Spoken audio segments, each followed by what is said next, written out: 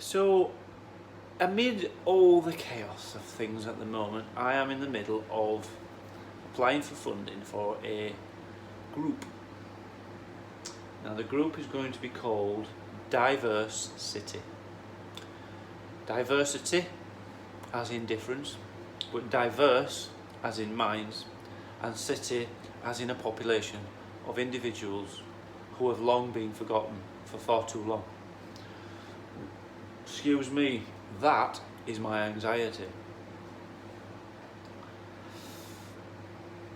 So, you ask, why would you come up with an idea for a group for people with neurodiverse conditions? Well, because as somebody with a neurodiverse condition, i.e. recently diagnosed autistic, dyspraxic, and for those who don't know what dyspraxia is, it's kind of on the dyslexia continuum, so, and dyscalculus, and I think there's another one. Basically it's the way that your brain sees things. The brain actually sees things upside down, so, and for some clever reason we managed to, or our brain manages to turn it around. And you'll know that if you've ever made yourself a box brownie, you've ever made yourself a camera and you do an image, the image that's portrayed on the photographic paper is upside down. So there's a little bit of a history and a science lesson there for those that don't understand. But if you imagine that a dyslexic or a dyspraxic or a dyscalculus person sees letters upside down, so you'll often see them print things or write things the wrong way around because that's how you see it and interpret it. So if you imagine that that's going off with the visual cortex, and that's going off inside as well, inside the brain, because this is a wiring issue, it never changes. You can kind of condition yourself, conditioned behaviour, which is like forced behaviour.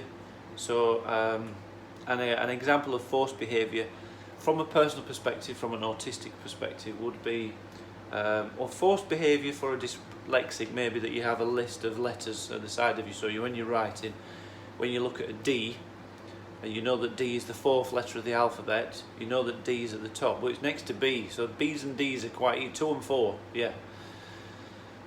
But you know D, and you know, so you could have the list of letters like that, and you could have a list of words or pictures that relate to that letter. So that would be forced learning. So it would be like, it wouldn't change the way your brain perceives it, but it would give you the opportunity to correct it. So a bit like autocorrect, which we have at the minute, which we never had in the 70s. So that's a benefit that people have, but people still miss the cue on autocorrect. You know, the red line underneath is telling you that there's something wrong. But again, that's just down to education, and it could be down to laziness, it could be whatever. I'm just gone off point. So back to DiverCity. Why you say? Because for a lot of those reasons, that forced education hasn't worked, because you can't force somebody to think in a way that is typical when they are wired differently. It's not going to work. It's like,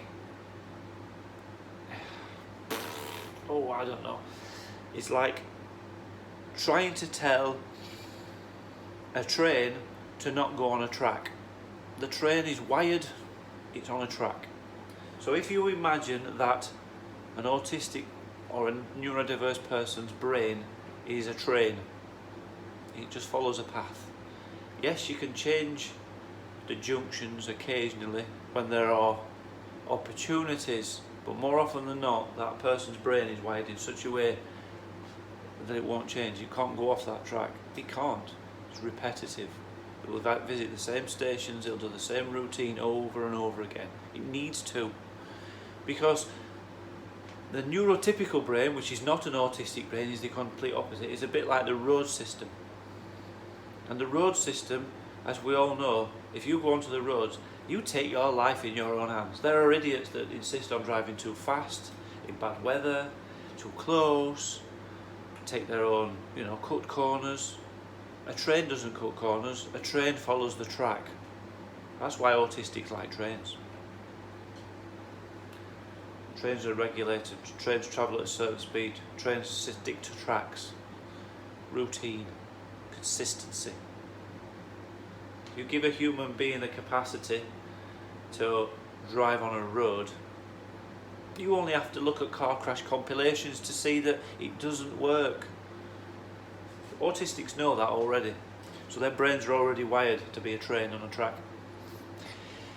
It is a bit annoying because there's an element of flexibility that you lack. But then it works on logic, simple analytical logic. If you want to get from A to B and you're on a track, then pretty much there is no... You're still going to crash. Trains crash, trains do crash. But not like cars, not in the same. And there's a lot more information that becomes conveyed on a train. I mean, you've seen the length of a train. So if you think the length of a train is information, and the length of a car is the information, so you're a neurotypical person driving a car, there's not much information there, is there, in that car? You look at a train, the length of the train. Do you like that analogy? So if we start thinking of neurodiversity like that, you start thinking to yourself, wow, why haven't we been using neurodiversity more in society? Why is the only Elon Musk, Mark Zuckerberg, Bill Gates, and Richard Branson as examples of people who are neurodiverse that have succeeded, and yet there are 1 in 50 people in society with neurodiverse conditions, probably more, probably 1 in 30, I'd say at least, because autistics think in such a structured way, you get called weird, stupid, geeky, nerdy, odd. You get picked on. They're the kids sat at the back of the class swatting up teacher's pet. That's what you've got. Or you could be on the other end, you could be the gregarious, neurodiverse kid who is always the joker of the class. So he does that to conform. So he's a Jim Carrey, he's a comedian, he's an actor. There are different varieties. Anthony Hopkins, neurodiverse. There are lots out there. You see a script. If you've got I don't work to a script on my videos, I just go with the flow.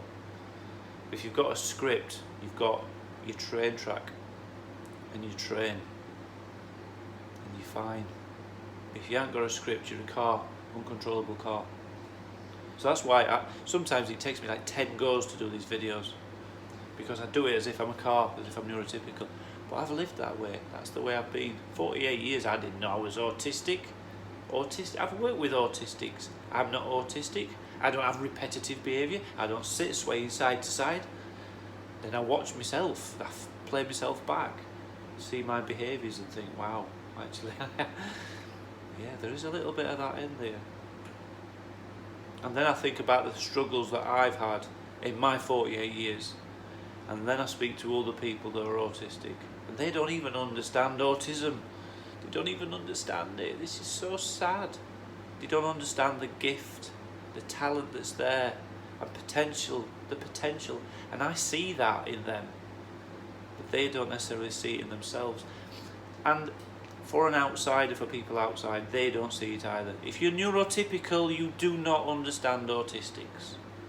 You can't. You cannot be in their shoes. You cannot empathise with their situation. So DiverCity,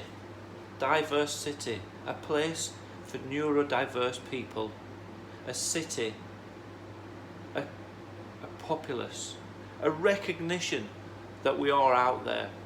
That's what it is about.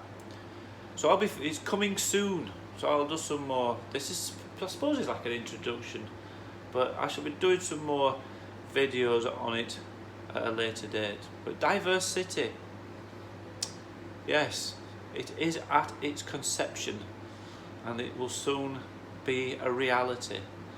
And yes, I can't wait. Thank you.